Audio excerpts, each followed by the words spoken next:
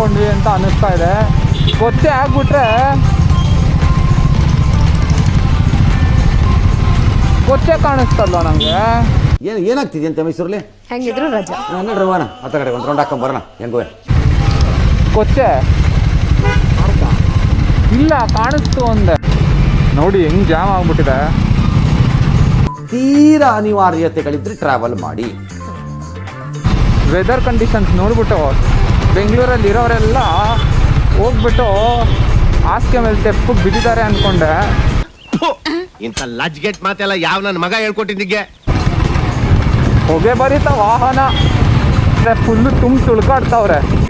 Super ಆಗಿದೆ movie. ಆದ್ರೆ ಹೆಂಗೆ ಡಿಸ್ಟೆನ್ಸ್ ಆಗಿದೆ ಮೂವಿ, ಆದ್ರೂ ಮಾತ್ರ ಚೆನ್ನಾಗಿ ತೆಗ್ದಿಲ್ಲ ಅಂತ ಹೇಳಕ್ಕೂ ಆಗಲ್ಲ, ನಾವು ತೆಗ್ದಿದ್ದಾರೆ ಅಂತಾನು ಹೇಳಕ್ಕಾಗಲ್ಲ. ಮೂವಿ ಸೂಪರ್ ಆಗಿ ಮೂವಿ ತೆಗ್ದವ್ರೆ ಮಾತ್ರ.